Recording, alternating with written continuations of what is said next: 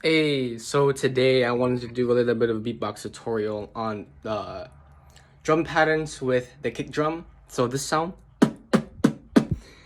that's a very basic beatbox basics, because in a kick drum or a kick drum set, a lot of it is hi-hat, kick drum, and snare, right? So with the bass drum, it's very versatile. You can make many different styles. You can just have a hip-hop beat. This is a way to make using the bass drum into reggaeton. You can have that techno. So the idea of the kick drum is it's a very basic sound, but it's very versatile, yes. But what I was thinking of is, if that's the case with our percussive like lips, are there other variations? Yes. So to do other variations of the kick drum, you have to learn other sounds as well. So the hi-hat sound, everyone knows that sound. The idea of the BD kick drum variation is with the D drum variation, it's gonna be like spitting a watermelon seed, like this. If you're a brass player or in jazz, you can look up kind of jazz tutorial and they articulate the notes very difficult, like do da da dat, do da da dat. So when your tongue's on the top of your mouth, you go like really hard. That same air pressure, that same thought process is gonna be attacking my lips. I'm punching my lips basically with my tongue, and I'm spitting watermelon seed really hard all at the same time. So B and D. The D one's a bit higher because my lips are a bit more taut.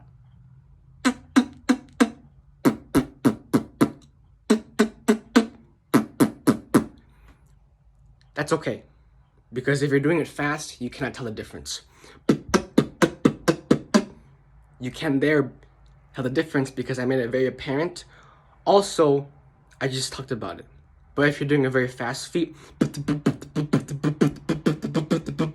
it's difficult to hear the difference of pitches, so we don't really have to worry about that.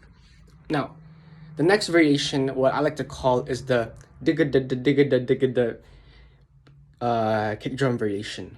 So it's the same idea. It's just this sound we're incorporating the K snare.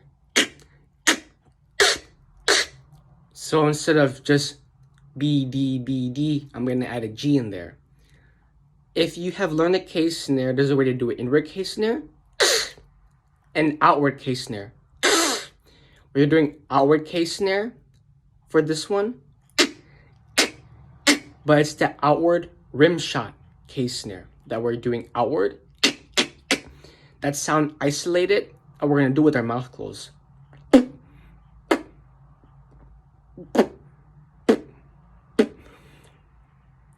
So what's happening is that same idea of spitting a watermelon seed out, that same idea of building up the pressure on the lips, the same idea as using like a hard articulation from jazz, but instead of doing you're doing with the back of your tongue. That's why it's fun sometimes to practice articulations in jazz music with the back of your tongue. Anyways, with that being said, when I go digga digga, my stomach and diaphragm have to be pushing a lot of air out. Why? The back of our tongue is very weak and it cannot support a lot of air on its own. So we need to use more air from our diaphragm. So everyone can just practice do goo, and then go boo do goo, boo do goo, boo do goo, boo do goo, boo do goo. When I'm doing that idea and that air pressure thought process with my mouth closed, it becomes this.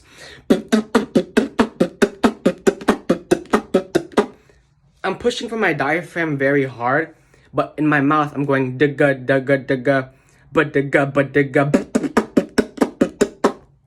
Now the idea of that is just to speed it up. And then, like I said, you can do this variations with different styles. Techno.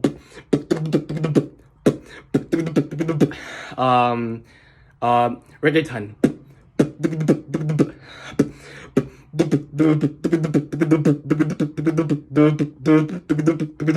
So just using a kick drum, you can do many variations and many different styles of beatboxing. These sounds also are versatile, also in tech. Now, this is part one of like, how I say this, learning basics for beatboxing. But I think in the next video, I will get into some tech. So, thanks guys. We'll see ya.